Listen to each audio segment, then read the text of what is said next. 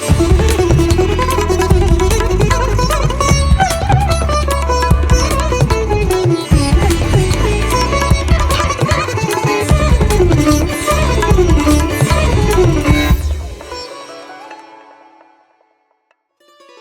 श्री साई राम। साई प्रेम वाणी के हमारे आज के प्रसारण में आप सबका हार्दिक स्वागत है। आज हम आप सबके लिए लेकर आए हैं सुमधुर कार्यक्रमों की मनमोहक श्रृंखला।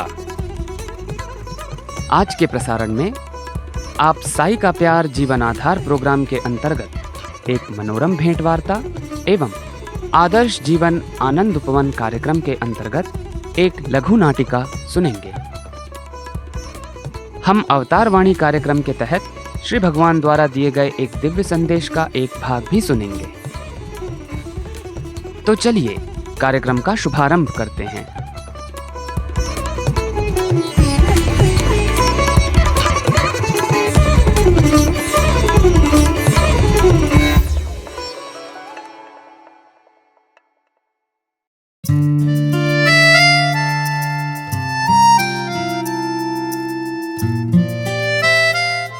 अब प्रस्तुत है हमारा लोकप्रिय कार्यक्रम साई का प्यार जीवन आधार।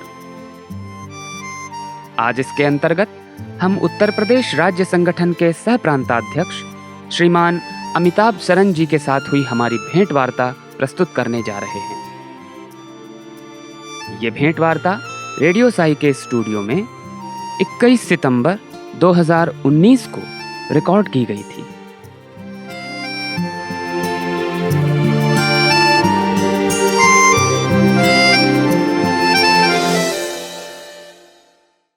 ओम श्री साई राम। साई का प्यार जीवन आधार कार्यक्रम में आप सबका हार्दिक स्वागत है। आज हमारे बीच उत्तर प्रदेश राज्य संगठन के लखनऊ निवासी श्री अमिताभ सरन जी हैं। आइए इनसे वार्तालाप में जानते हैं कि कैसे भगवान के प्रेम ने इनके जीवन की गहराइयों को छुआ और कालांतर में इनका पूरा जीवन भगवान के प्रेम पर ही आश्रित हो गया। Sai Ram sir. Sai Ram sir. Radio Sai में आपका स्वागत है। साई राम। अपना स्वल्प परिचय देते हुए कृपया हम सभी को बताएं कि आपने भगवान बाबा के बारे में सबसे पहले कब और कहां जाना। सर, मेरा नाम अमिताभ सरन है और मैं लखनऊ निवासी हूं। भगवान को मैंने कब जाना है तो मुझे मालूम नहीं, क्योंकि मैं बहुत छोटा था और मेरी जो बुआ थी वो उनकी शादी जो हुई थी बदायूं के एक डिवोटी के घर में हुई थी। हम लोग अयोध्या वासी हैं तो हमारे घर में स्वामी को कोई नहीं मानता था और बुआ के घर में उनकी सारी फैमिली जो है स्वामी को मानती थी। तो बुआ हमेशा आती थी और स्वामी के बारे में बताती थी, मगर कोई उनकी बातों को कोई ध्यान नहीं देता था। बट सन 2000 में हमारे एक चाचा हैं जो डॉक्टर हैं प्रोफेशन से, उनकी बहुत तबीयत ख़राब हुई, एंजियोग्राफी हुई तो उस टाइम उनके हार्ट में 3 जगह ब्लॉकेजेस निकले। तो नेक्स्ट डे उनकी एंजियोप्लास्टी शेड्यूल थी। उस टाइम एंजियोग्राफी और सन 2000 में एंजियोग्राफी और एंजियोप्लास्टी बहुत ज़्यादा कहते क्रिटिकल चीज़ मानी जाती थी। तो बुआ वहाँ से बॉम्बे में थी उस टाइम, तो बॉम्बे से वो आई उनको देखने के लिए। Just before the operation at PGI उन्हें जाने से पहले बुआ ने उन स्वामी की विभूति उनको चाचा को दी। चाचा गए OT रूम में, विदिन 15 मिनट्स ही केम आउट। क्या हुआ कि डॉक्टर ने नोटिस की एंजियोग्राफी में जो 3 ब्लॉकेजेस आए थे वो नो मोर विदिन 24 आवर्स। वो ब्लॉकेज अपने आप क्लियर हो गए। तो that was the first miracle that Swami ने हम लोग को दिया and that was the turning point कि तब से स्वामी से हम लोग का इंट्रोडक्शन हुआ। फिर हम और वाइफ धीरे धीरे स्वामी के भजन में जाने लगे। द भजन was a little far from where we were living, around 15 kilometres. पहले तो शुरू में मैं उनको छोड़ के आता था, फिर मैंने सोचा कि 1 घंटे का टाइम है, मैं यहाँ से वापस जा रहा हूँ फिर वापस आ रहा हूँ, तो धीरे धीरे फिर मैं भी भगवान के भजन में बैठने लगा। धीरे धीरे स्वामी ने फिर हम लोग को अपने संगठन में धीरे धीरे खींच लिया। पहली बार पुट्टापर्थी हम लोग ने प्रोग्राम बनाया कि हम लोग पुट्टापर्थी जाते हैं। हम लोग रेगुलर वैष्णो देवी जाते थे पहले। अच्छा। शादी के बाद से। तो सन 2002 में करीब हम लोग पहली बार पुट्टापर्थी आए। मैं वाइफ और हमारे दोनों बच्चे, चारों जने हम लोग जो हैं सुबह 3:30 बजे धर्मावरम स्टेशन पे उतर गए और हम लोग बिल्कुल भी आइडिया नहीं था कि आगे हम लोग कहाँ जाना है, किस तरफ जाना है। रास्ते में ट्रेन में भी हमारी बात हो रही थी आपस में, तो वाइफ ने पूछा कि कहाँ रहेंगे, कहाँ रुकेंगे। तो मेरे मुंह से ये निकला कि हम स्वामी के घर जा रहे हैं और स्वामी पूछेंगे हमारा हालचाल और स्वामी हमारी सब देखभाल करेंगे। जी। धर्मावरम उतरे रात को 4 बजे, किसी तरह ऑटो मैनेज करी वहाँ पे, और सुबह हम लोग 6:30 बजे पुट्टापर्थी आ गए। रास्ते में भी बहुत ही सुंदर लगा हम लोग को कि पूरा जो गांव का एटमॉस्फेयर था और जो सनराइज़ था वो बिल्कुल अलग तरीके का लगा यहाँ पे आकर के। 3 दिन हम लोग यहाँ पे रुके पुट्टापर्थी में, शेड में हम लोग को स्थान मिल गया था। उसके बाद एक बहुत ही ब्लेसिंग वो थी कि शेड में रहने से हम लोग को फ़ायदा ये हो गया कि 2 छोटे-छोटे बच्चों को हम लोग सुबह छोड़ के चले जाते थे नगर संकीर्तन में और ओंकारम में, और जब हम लौट के आते थे 7:30 बजे, जब लोग सो रहे होते थे, अगर जग भी जाते थे तो आसपास के लोग जो है वो उनकी देखभाल कर लेते थे। 3 दिन ऐसे ही चला। चौथे दिन हम लोग को बेंगलोर जाना था। 5वें दिन पता लगा कि यहाँ पे बस का एडवांस टिकट होता है। तो मैंने वाइफ से कहा कि तो आप यशस्विनी जो 2-3 ईयर्स ओल्ड थी उस टाइम, आप इसको लेकर आप शेड पहुँचो, मैं अरुणिमा को लेकर के हम लोग टिकट लेकर के आते हैं। वहाँ से हम लौट रहे थे तो रास्ते में जो मेरी एल्डर डॉटर, वो मुझसे झगड़ा करी। उसने एक एरोप्लेन देख लिया ऊपर आसमान में, वो मुझसे झगड़ा कर रही थी कि पापा आपने मुझे तो अभी तक एरोप्लेन में नहीं बैठाया। तो मैंने कहा मैं बैठाऊँगा। तो ऐसी बात करते करते हम लोग शेड एरिया की तरफ आ रहे थे। तो शेड एरिया में जो पहले वहाँ वर्कशॉप हुआ करती थी और गणेश जी की प्रतिमा स्थापित है एक वॉल पे, और उसके पीछे बगल में गार्डन हुआ करता था। तो जैसे हम लोगों ने वहाँ क्रॉस किया, एक सज्जन जो थे, एक सज्जन हमारे पास आए। वो जो है सफ़ेद वस्त्र पहने हुए थे, धोती कुर्ता, चश्मा लगाए थे और एक काला छाता लिए हुए थे। और जैसे बच्चों को देखकर लोग रोक लेते हैं, तो उन्होंने भी हमारे डॉटर को देख करके उसको रोका और उससे पूछा कि बेटा व्हाट इज़ योर नेम। मैंने कहा छोटी है बता नहीं पाएगी, तो मैंने उससे बोला अरुणिमा से, टेल अंकल योर नेम। इससे पहले कि अरुणिमा रिस्पॉन्ड करती तो उन सज्जन ने बोला कि I am not his uncle, I am his God grandfather. Arunima ने अपना नाम बताया और उसके बाद फिर उन्होंने मुझसे पूछा कि how are you comfortable here. तो हमने कहा yes I am very comfortable here, कोई प्रॉब्लम नहीं है। तो फिर देन ही सेड, मैंने उनसे पूछा कि sir what is your name. तो उन्होंने बोला my name is Rama Krishna Iyer, it is a mixture of 2 gods, Rama Krishna Iyer. उसके बाद then he said my blessings with you, and then he blessed Arunima and he moved off. Arunima asked me कि पापा what is God grandfather. तो मैंने मुँह से निकला ग्रैंडफादर के god. Then also I didn't, मुझे लगा नहीं कि मैं कुछ अलग सा हुआ है। मैं चला गया उस पर अपने शेड में जाके, हम लोग अपना दिन हम लोगों ने पूरा काटा। नेक्स्ट डे वॉज हमारा आखिरी दिन था पुट्टापर्थी में। तो उसी दिन वहीं से हम लोग लौट रहे थे, तो उसी स्थान से निकले तब मुझे पूरा कल का घटनाक्रम याद आया। तो मैंने वाइफ को पूरा नरेट किया, और जैसे जैसे नरेट किया मुझे बाल खड़े होते गए और गॉड, मुझे गूज बम्स आने लगे कि ये क्या हुआ। फिर हम लोगों ने बैठ करके उसको ट्रांसलेट किया। कोई अपने आप को गॉड ग्रैंडफादर क्यों कहेगा। तो और जो डिवोटी साथ में थे वहाँ पे शेड एरिया में, तो उसमें एक लेडी थी, उसने कहा कि आप इसको हिंदी में ट्रांसलेट करिए। तो ये हो जाता भगवान बाबा, गॉड ग्रैंडफादर, भगवान बाबा। तो भगवान बाबा खुद आकर के पूछ गए कि तुम्हारा हालचाल क्या है, कैसे रह रहे हो, क्या नहीं है। तो दिस वॉज द फर्स्ट, जो कि पहली बार भगवान ने साक्षात एक रूप में, मुझे अफसोस होता रहता है जीवन भर कि मैं पहचान नहीं पाया भगवान को, जो भगवान मेरे पास आए। जी। फिर धीरे धीरे संगठन में भगवान ने, जहाँ मैं अपना बिजनेस जो है मेरा, तो बहुत सी प्रॉब्लम्स आती रहती हैं। सपने में भगवान ने बहुत गाइडलाइंस दी। एक बार ड्रीम आया कि मैं कहीं जा रहा हूँ, मुझे एक जंगली जानवर मुझे दौड़ा रहा है और मैं भाग रहा हूँ। मैं भागते भागते किसी घर में घुसता हूँ और दरवाज़ा बंद कर लेता हूँ, और उसी क्षण कोई दानव आता है और दरवाज़ा तोड़ देता है और आवाज़ आती है, रिलैक्स मिस्टर जवान, योर प्रॉब्लम्स आर ओवर। जवान मेरी गैस एजेंसी का नाम है। अच्छा। तो वो उसी से पूरा रिलेशन, उसके बाद से जो बिजनेस भी था वो सब स्वामी ने संभाल लिया। उसके बाद धीरे धीरे मैं संगठन में आया, भजन में ज्वाइन करते रहे। वाइफ ने बाल विकास स्टार्ट किया, दोनों बच्चे भी हमारे बाल विकास के यहाँ विद्यार्थी रहे। स्वामी के साथ रेगुलर कम्युनिकेशन, छोटी-छोटी बातों में स्वामी गाइड करते रहते हैं, स्वामी मदद करते रहते हैं। स्वामी को मैं अपना प्यार में और वैसे भी अपना बिज़नेस पार्टनर ही मानता हूँ। जी। बहुत बार होती है कि हम लोग जैसे कि एलपीजी डिस्ट्रीब्यूशन में हैं, तो सिलेंडर्स डिस्ट्रीब्यूट करते हैं। कभी-कभी कम वेट का भी आ जाता है, जो गैस सिलेंडर्स होते हैं। जो रेगुलर वेट होता है वो 200 ग्राम्स के प्लस माइनस होना चाहिए, बट कभी वो 250-300 ग्राम्स भी हो जाता है। एक बार की बात है, जो एक नया हमारा जो फील्ड ऑफिसर आया था, वो जो है उसका पहले दिन जिसने ज्वाइन किया तो उसका पापा से हमारा झगड़ा हो गया। तो उसने कहा कि मैं तो ये जवान गैस को उसको मैं बंद करवा दूंगा। तो फर्स्ट ऑब्जेक्टिव ही डिड कि तीसरे दिन वो आ गया हमारी एजेंसी को इंस्पेक्शन करने के लिए। अच्छा, उस टाइम जब वो आया तो पापा ने मुझसे बोला कि मैं इससे बात नहीं करूँगा, ये बहुत बदतमीज़ आदमी है, तुम इसको संभाल लो। तो मैं थोड़ा दूर था, करीब 10-12 किलोमीटर था। तो मैं स्वामी से प्रार्थना की, स्वामी आप देखिए मैं तो पहुंच नहीं पाऊंगा। और उसने जा कर के गोडाउन में हमारे पूरा इंस्पेक्शन किया।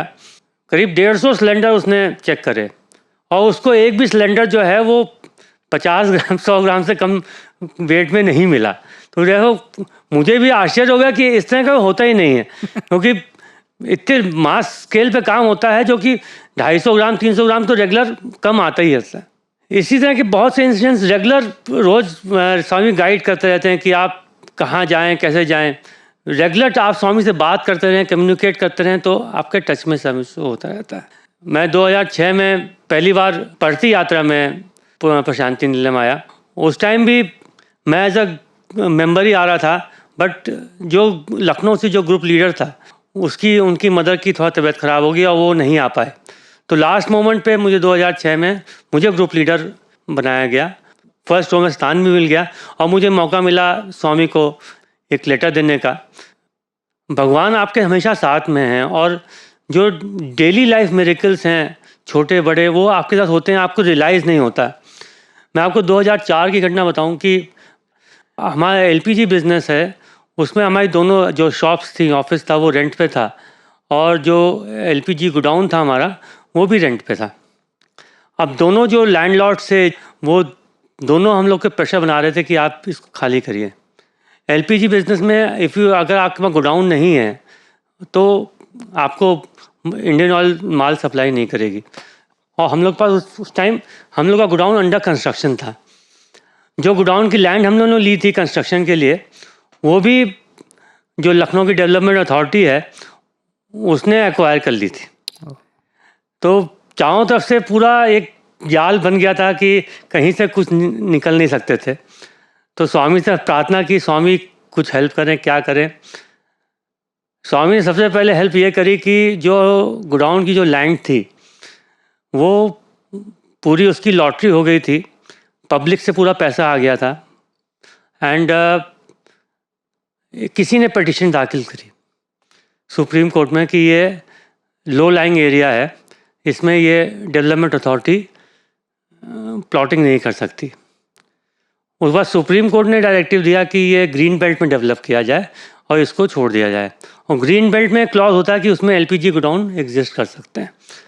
तो उस क्लॉज के अंतर्गत हमारा वो गोडाउन स्पेस बच गया। तो हम लोगों ने वहाँ पे कंस्ट्रक्शन स्टार्ट किया और अपना एलपीजी गोडाउन तैयार कराया।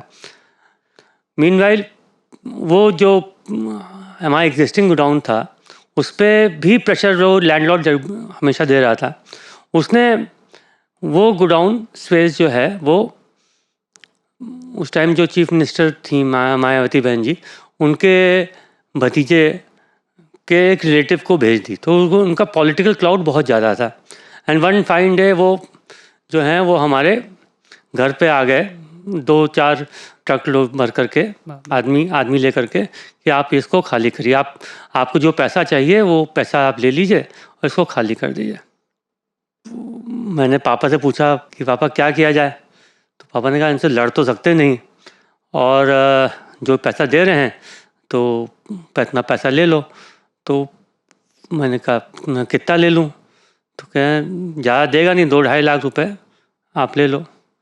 वहाँ से बात करी तो वहाँ पापा से बात करके मैं निकला तो स्वामी ने मेरा पता नहीं क्या मन चेंज कर दिया। मैंने आके उनसे बोला कि मुझे आपको चाहिए जगह तो आप ले लो, तो आप मुझे 35 लाख दे दो।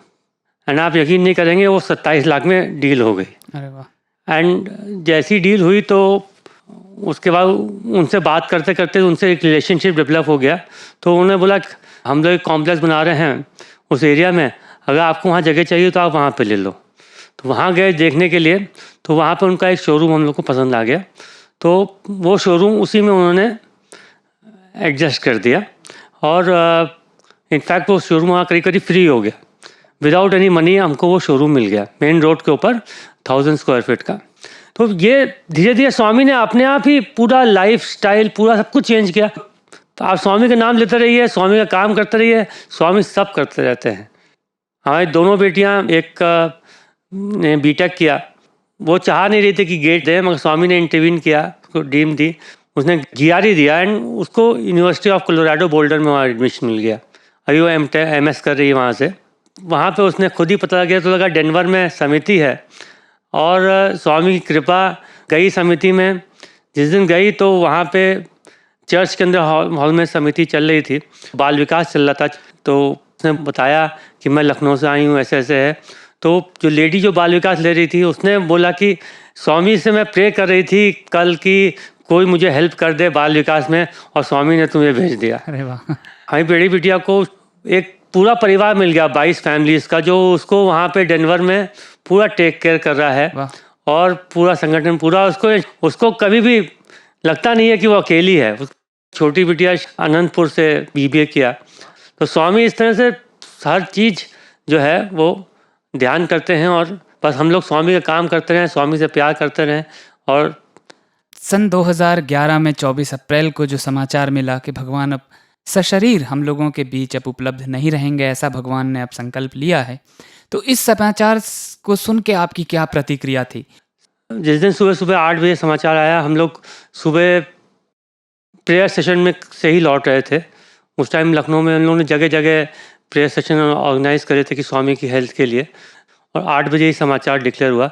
तो बहुत ही झटका लगा, और बहुत ही एकदम से लगा कि जैसे कि सब कुछ छिन गया हो। मगर जब फिर हम लोग यहाँ पे आए प्रशांति, उस टाइम तो नहीं आ पाए थे, मगर जब प्रशांति आए तो देखा कि कुछ नहीं बदला है। स्वामी वहाँ पे नहीं है सशरीर, मगर स्वामी हैं, और स्वामी हर चीज़ को, हर बात को हर तरह से सुन रहे हैं और रिस्पॉन्ड कर रहे हैं। जैसे आप कम्युनिकेट कर रहे हैं स्वामी से, वैसे ही आपसे स्वामी कम्युनिकेट कर रहे हैं। आपको अपना चैनल जो है वो खुला रखना है। अगर आप अपना चैनल, अपना लाइन क्लियर रखते हैं, स्वामी से बात करते रहते हैं, तो स्वामी आपको वैसे ही रिस्पॉन्ड करते रहते हैं जैसे पहले कर रहे थे। कोई बदलाव नहीं है, कोई कुछ नहीं है। मैं आपको बताऊं कि मैं 2006 में एक बार सेवा में आया था। जब पहली सेवा थी गणेश मंदिर पर लगी थी, गणेश मंदिर के पीछे जो ढाल है जी, जो VIP प्रशांति के साथ, हाँ, अच्छा, जो गया गेस्ट हाउस की तरफ जाती है, गेस्ट हाउस की तरफ जाता उस टाइम वहाँ पे सुबह सुबह लाइन लगती थी दर्शन के लिए। तो वहाँ पे सेवा दल रहता था कि उसकी लाइन को मॉनिटर करने के लिए। तो वहाँ पे मेरी वो लगी थी ड्यूटी। तो एक दिन मैं अपने फ्रेंड के यहाँ ही सो रहा था। स्वामी ने ड्रीम दिया कि प्रशांति से लौट रहे हैं, ट्रेन से लौट रहे हैं, और जो ट्रेन की जो बर्थ है उसके नीचे एक बैग रखा हुआ है, और बैग में बहुत सारे पैसे रखे हैं। इतने पैसे रखे हैं कि कुछ इमेजिन नहीं कर रहे, और सपने में सोच रहे हैं कि इस पैसे का मैं कैसे यूटिलाइज करूँगा, क्या करूँगा, इसमें क्या है। जब मैं सो को उठा तो बहुत खुश, बहुत वेरी हैप्पी। तो यहाँ धो के ड्यूटी पहुँचे तो करीब 12 बजे तो एक सज्जन बैठे हुए थे लॉन में वहाँ पे अपनी फैमिली के साथ, और उनका एक बच्चा भी था साथ में। वो लड़का आया मेरे पास, साईराम, पापा को एक 100 का नोट मिला है, इसका क्या करना है। तो अंदर से वो निकला कि इसको आप लॉस्ट एंड फाउंड में जमा कर दीजिए। तो उन्होंने कहा ठीक है। तो उनको डायरेक्शन दिया, वो चले गए वहाँ। बाद में मैं सुना कि स्वामी ने सपने में भी पैसा लाया था, तो मुझे भी वो लॉस्ट एंड फाउंड में जमा करना था। तो स्वामी ने रियल लाइफ और सपने ड्रीम को दोनों को कनेक्ट कर दिया। ये रियलाइज़ करना आपको अपना वो होना चाहिए कि आप कितना रियलाइज़ कर सकते हो कि स्वामी आपको कैसे डायरेक्शन दे रहे हैं, किस तरह से कर रहे हैं। सही बात। तो छोटी छोटी चीज़ें होती हैं जो आपको प्रेजेंस ऑफ गॉड अपनी डेली लाइफ में फील करनी है।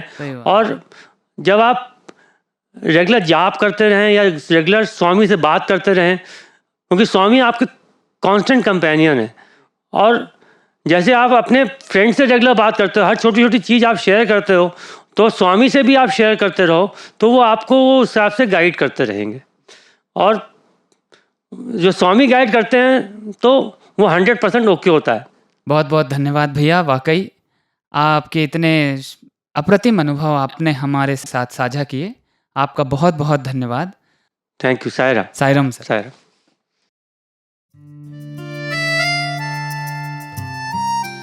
अभी आप सुन रहे थे हमारा लोकप्रिय कार्यक्रम साई का प्यार जीवन आधार। आज इसके अंतर्गत उत्तर प्रदेश राज्य संगठन के सह प्रांताध्यक्ष श्रीमान अमिताभ शरण जी के साथ हुई हमारी भेंट वार्ता प्रस्तुत की गई थी।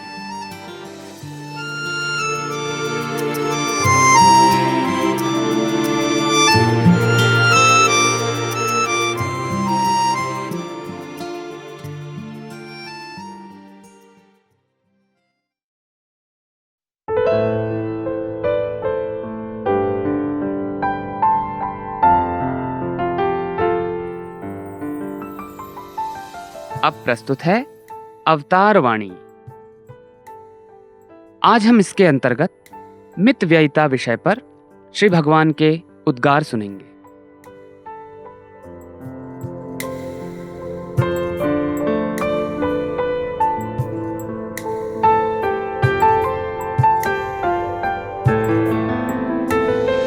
ప్రేమ స్వరూపులారా, అందరూ మనం కలిసిమెలిసి ఉండాలి. हम सभी को मिलजुल कर रहना चाहिए। అన్న తమ్ములు ఎందైనా ద్వేషం రావచ్చును, भाइयों में द्वेष हो सकता है, కానీ విద్యార్థులు ఏమాత్రమూ ద్వేషం రాకూడదు. लेकिन छात्रों के बीच किसी भी प्रकार का द्वेष नहीं होना चाहिए। కనుక ఇలాంటి విద్యార్థులు ప్రపంచంలో ప్రవేశించి ऐसे छात्रों को संसार में प्रवेश करके ఈనాడు ప్రపంచాన్ని బాధించేటువంటి అశాంతిని మీరు కేవలం దాన్ని ప్రశాంతిగా మార్చాలి. आपको आज संसार को पीड़ा देने वाली अशांति को परिवर्तित कर प्रशांति में बदलना है। మిత భాషను పెంచుకోండి. कम बोलने की आदत बढ़ाइए। అతి భాష మనకు అక్కర్లేదు. अधिक बोलने की आवश्यकता नहीं है। అతి భాష మతిహాని, ज्यादा बोलना विवेक को नष्ट करता है। మిత భాష అతిహాయి, सीमित बोलना ज्यादा सुखदायी है। అతి తిండి మతిహాని, మిత తిండి అతిహాయి. ज्यादा खाना हानिकारक है, कम भोजन श्रेयस्कर है। అంతేగాని ఊరికే కడుపు నిండుకునేంత వరకు తినేసేస్తే నువ్వు ఏం పని చేయగలవు? ऐसे ही डकार आने तक खाना खा के तुम क्या काम कर पाओगे? ఇంకా దీంట్లో తినవచ్చును అనేటువంటి యొక్క భావం నీలో వచ్చేంత వరకు మాత్రం తిను. थोड़ा और खा सकता हूँ, ऐसा एहसास होने तक ही खाना चाहिए। అధికంగా తింటే నీవేమాత్రం కూడా నువ్వు పని చేయలేవు, నీ యొక్క విజయాన్ని సాధించలేవు. अधिक भोजन करके तुम कोई काम नहीं कर सकोगे, अतः सफलता भी नहीं मिलेगी। కనుక మితంగా మాట్లాడండి, మితంగా తినండి, అమితంగా పని చేయండి, అమితంగా ఆనందించండి. इसीलिए कम बोलो, कम खाओ, ज्यादा काम करो और अधिक खुश रहो। కానీ ఏ పని ఎందుకు కానీ భగవత్ నామాన్ని మాత్రం మార్చకుండా ఉండండి. लेकिन कोई भी कार्य हो, भगवान का नाम नहीं भूलना।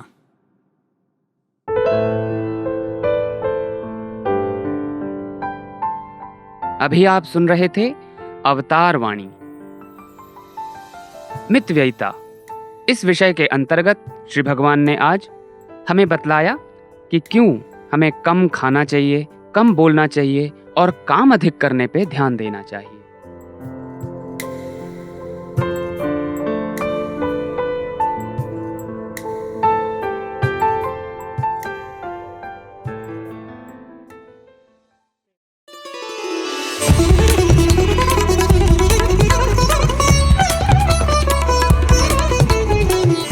साई प्रेम वाणी, भगवान श्री सत्य साई बाबा का दिव्य संदेश, अब हिंदी में।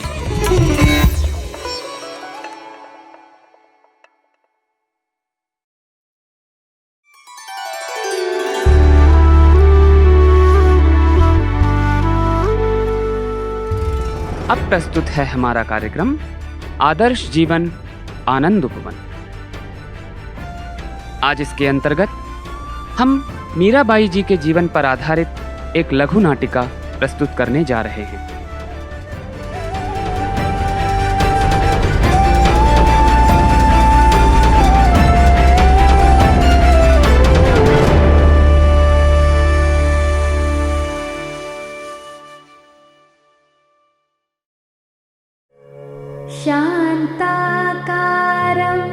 भुजगशयनं पद्मनाभं सुरेशं विश्वाधारं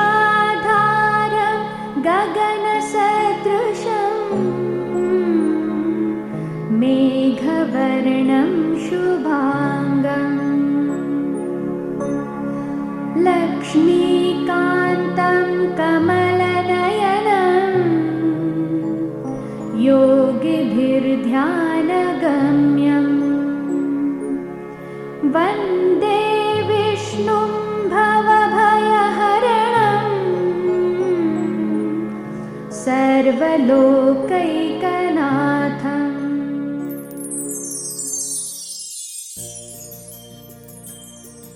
भारत देश की पुण्यधरा में हर युग में, हर कालखंड में संतों ने आध्यात्म और भक्ति की अलख को जगाए रखा है। हमारे देश की मिट्टी में भक्ति और आध्यात्म की सौंधी सौंधी सुगंध हर युग और हर काल में उठती रही है। आध्यात्म की यह अनूठी सुगंध भारतीय संस्कृति को अद्भुत विशेषता प्रदान करती है। आदि काल से ही हमारे देश में अनेक संतों ने ईश्वर की अनन्य भक्ति के द्वारा मानवता को प्रभु भक्ति और प्रेम का मार्ग दिखाया है और अंत में आत्म साक्षात्कार के द्वारा परम पद को प्राप्त किया है। ऐसी ही एक महान संत मीराबाई ने राजस्थान की पुण्य भूमि में मेड़ता के राजपूत राजा दूदाजी के पुत्र राव रत्न सिंह के घर पुत्री के रूप में जन्म लिया। छोटी अवस्था में ही मीराबाई का भगवान श्री कृष्ण के प्रति अत्यंत लगाव हो गया और वे कृष्णमय हो गईं। आइए देखते हैं श्री कृष्ण भक्त संत मीराबाई के जीवन की संक्षिप्त झांकी।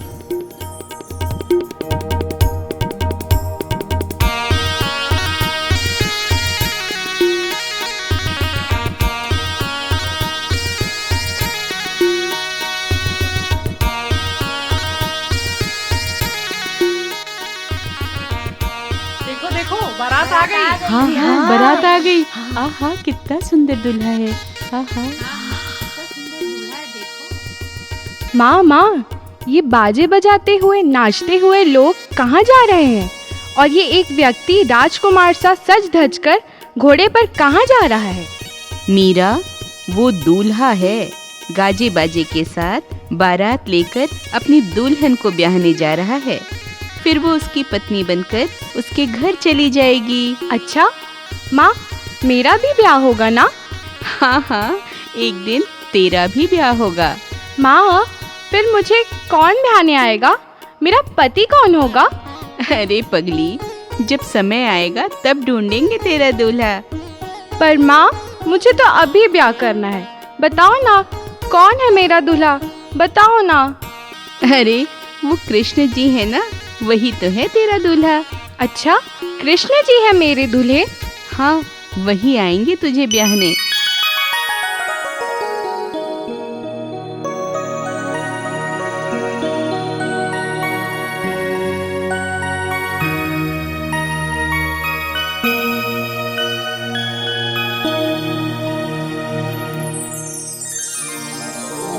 माँ, जानती हो आज मैंने सपने में क्या देखा? क्या देखा बेटा? मैंने सपने में देखा कि कृष्ण जी सज धज कर दूल्हा बनकर बारात लेके आए और मैं दुल्हन बनी। फिर मेरा ब्याह उनके साथ हो गया। अच्छा, और क्या देखा? माँ, तो फिर कृष्ण जी मेरे पति हो गए ना? हाँ, अब तो कृष्ण जी तुम्हारे पति हो गए। अब तो तुम्हें वृंदावन जाना होगा, क्योंकि वो यमुना नदी के किनारे वृंदावन में रहते हैं। उनके सिर पर मोर मुकुट रहता है, हाथ में बांसुरी और पीले रंग के वस्त्र पहनकर वो वहाँ अपने भाई और साथियों के साथ गौवे चराने जाते हैं। इसलिए तो उन्हें गोपाल जी भी कहते हैं।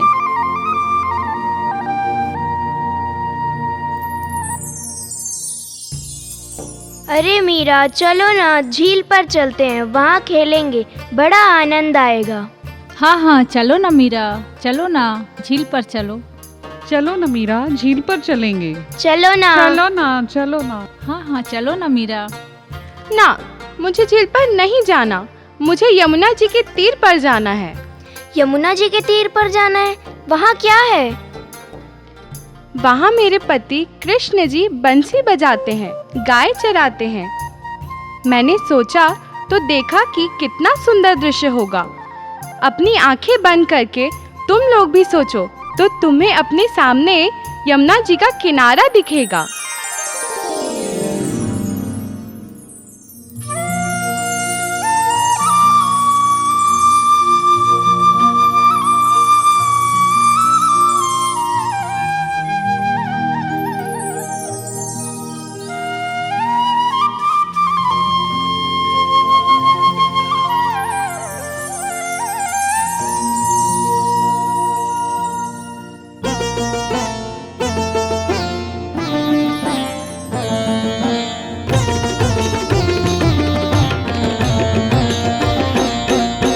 चालो मनवा जमुना जी के तीर, चालो मनवा जमुना जी के तीर, जमुना जी के तीर, जमुना जी के तीर, चालो मनवा जमुना जी के तीर, चालो मनवा जमुना जी के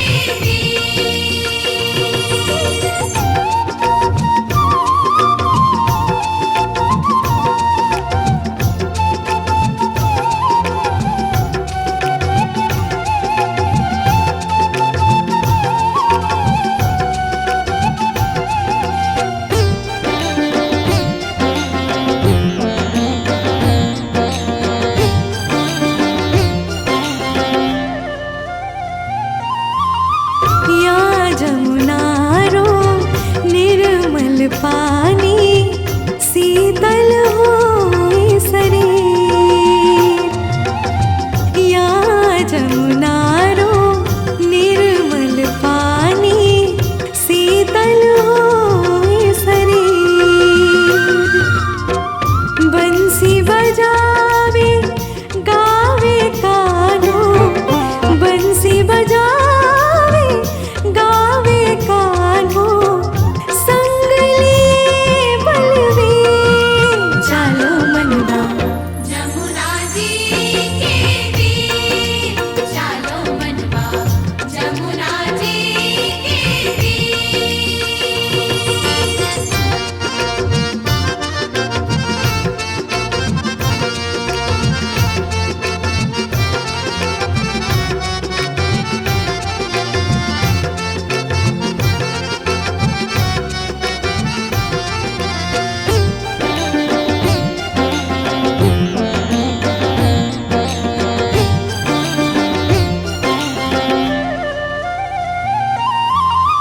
मोर मुकुट पीतांबर सोहे, कुंडल झलके हीर। मोर मुकुट पीतांबर सोहे, कुंडल झलके हीर। मीरा के प्रभु गिरिधर नागर, मीरा के प्रभु गिरिधर नागर, चरण कमल में सिर। चालो मनवा जमुना जी के तीर, चालो मनवा जमुना जी के तीर, जमुना जी के तीर, जमुना जी के तीर, चालो मनवा जमुना जी के तीर, चालो मनवा जमुना जी के तीर, चालो मनवा जमुना जी के तीर, चालो मनवा जमुना जी के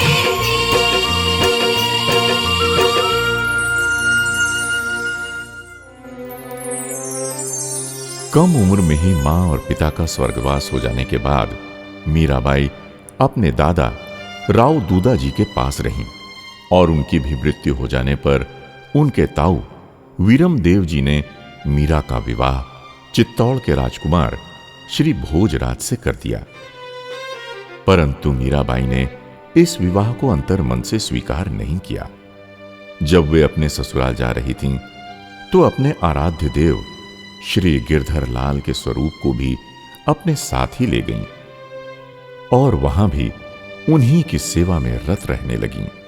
उनकी कृष्ण भक्ति इतनी अधिक थी कि राजघराने को उससे कष्ट होने लगा। लेकिन कृष्ण जी के प्रेम में दीवानी मीराबाई की प्रभु प्राप्ति की तड़प बहुत बढ़ चुकी थी। उन्हें हर मौसम, हर स्थान और हर प्रहर में केवल प्रभु की निकटता ही महसूस होती थी। वे अक्सर कृष्ण जी के मंदिर में जाकर उनकी भक्ति में खो जाती थीं और इसी भाव भरी अवस्था में उनके मुख से सुमधुर भजन फूट पड़ते थे। एक दिन वे कृष्ण जी के मंदिर में आनंद मग्न होकर अपनी सखियों के साथ भगवान श्री कृष्ण का स्मरण कर एक भजन गा रही थीं। उसी समय वहां से संत रैदास गुजर रहे थे। आप बिना मोहे कछु न सुहावे, निरख्यो सब संसार।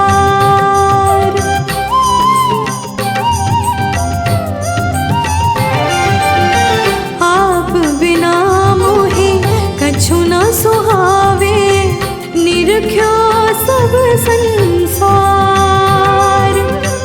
मीरा कहे मैं दास रावरी, मीरा कहे मैं दास रावरी, दीजो मति विसार, दीजो मति विसार। हरि मेरे जीवन प्राण आधार, हरि मेरे जीवन प्राण आधार। तुम कौन हो बेटी? किसी बड़े घराने की लगती हो। मैं मीरा। मैं है तो फिर मीरा क्यों? और मीरा है तो मैं क्यों? ओह, आप संत रैदास? अरे बस रैदास हूं। आपसे मिलने की बड़ी अभिलाषा थी। आपने तो भगवान से गांठ बांध ली है। संसार से ऊपर उठकर मानव जन्म के मर्म को जानने वाले हैं आप। आज से आप मेरे गुरु हैं। बेटी, तुम्हारी आवाज में जो भगवान से मिलन की तड़प है, उसमें तुम्हारी भक्ति की गहराई का अनुभव होता है। ये लो मेरा एक तारा, इसे बजाकर गाया करो।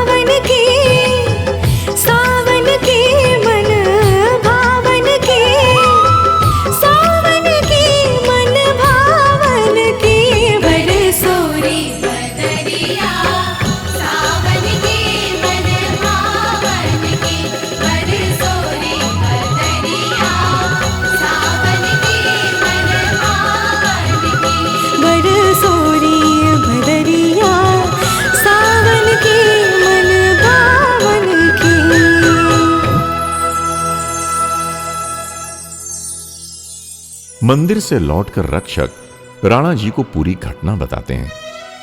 मीरा के कृष्ण भक्ति में साधु संतों के बीच उठना बैठना राजघराने को रास नहीं आया। वे इसे राजघराने की तौहीन समझते थे। मीरा की भक्ति उनकी समझ से बाहर होती जा रही थी। उन्हें इसके लिए दंड स्वरूप विष का प्याला दिया गया, परंतु मीरा उसे भी सहर्ष अपने इष्ट को अर्पण कर पी गईं। विष का कोई भी असर उन पर न हुआ। मीराबाई की भक्ति की गंगा अब सारे बंधन तोड़कर कृष्ण रूपी सागर में मिलने के लिए तड़प रही थी। वे तीर्थ यात्रा करते हुए द्वारका के लिए निकल पड़ी। भला संसार के मोह माया के जाल में रहने वाले मनुष्य उनकी प्रभु मिलन की प्यास को कैसे समझ पाते? उनके दर्द को कोई नहीं समझ पा रहा था। अंततः एक दिन मीराबाई द्वारका पहुंच गईं और वहीं रहने लगीं और अपने आराध्य के सामने अपने इस दर्द को प्रकट करने लगीं।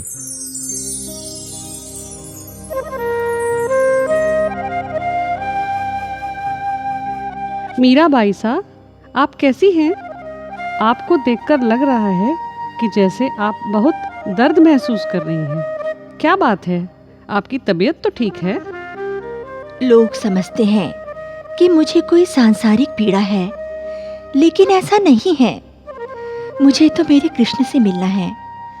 अब मेरे कान्हा से दूरी मुझसे सहन नहीं होती। फिर भी आप किसी वैद्य को तो दिखा लो, कम से कम शरीर की पीड़ा तो समाप्त हो जाएगी। बहन, ये शरीर की पीड़ा नहीं है, ये तो आत्मा की तड़प है।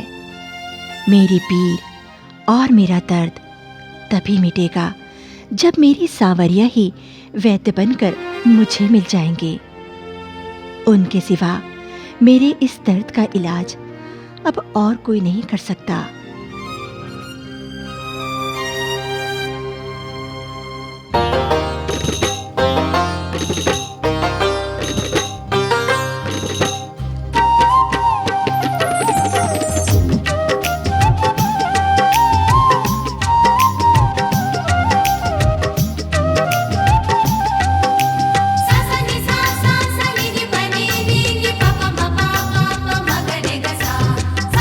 सा सा नी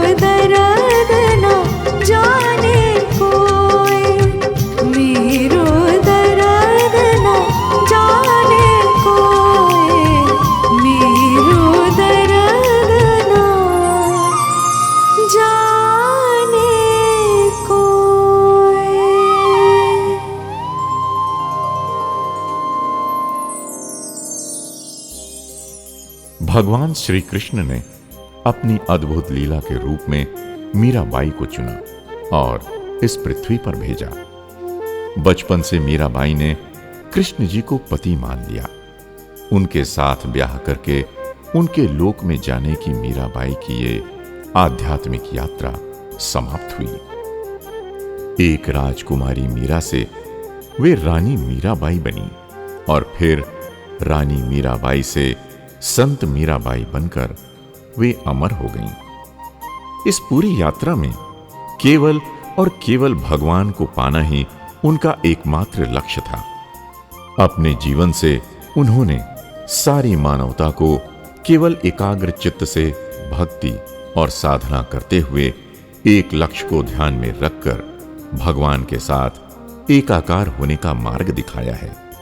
हम भगवान श्री सत्य साईं बाबा से ये प्रार्थना करते हैं कि वे हमें भी प्रभु से एकाकार होने का शुभाशीष प्रदान करें।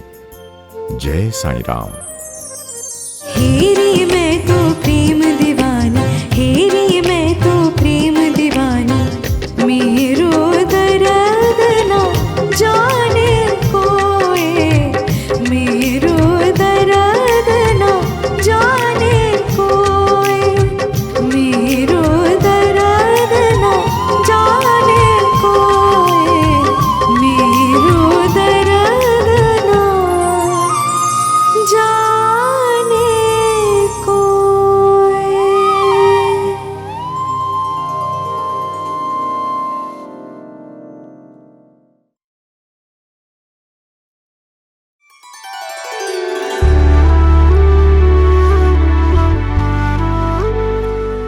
अभी आप सुन रहे थे हमारा प्रोग्राम आदर्श जीवन आनंद उपवन।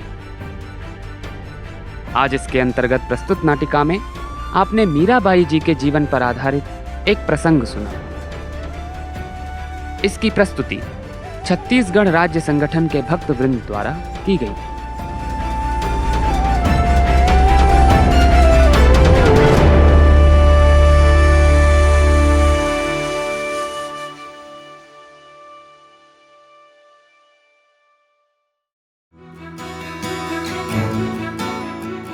इसी के साथ हमारे साई प्रेम वाणी कार्यक्रम का समापन होता है।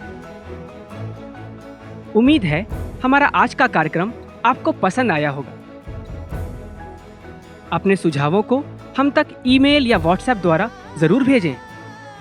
हमारा पता है listener@radiosai.org, listener@radiosai.org। एवं हमारा व्हाट्सएप नंबर है 9393258258 93 258 258। हिंदी भाषा में हमारी ये सभी प्रस्तुतियां YouTube पर भी उपलब्ध हैं। इन्हें वहां देखने सुनने के लिए हमारे YouTube channel radio Sai Hindi को सब्सक्राइब करें और कमेंट बॉक्स में अपने सुझाव देना ना भूलें। हमारी वेबसाइट पर हमारे कार्यक्रमों को अपनी इच्छा अनुसार सुनने के लिए आप radiosai.org/hindi पर इनको डाउनलोड भी कर सकते हैं।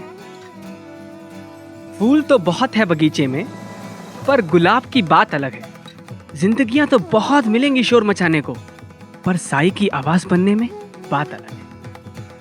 भगवान के चरणों में हमारी श्रद्धा और भक्ति दिन प्रतिदिन बढ़ती जाए, इसी प्रार्थना के साथ हम साई प्रेम वाणी को विराम देते हैं। धन्यवाद। जय साई राम।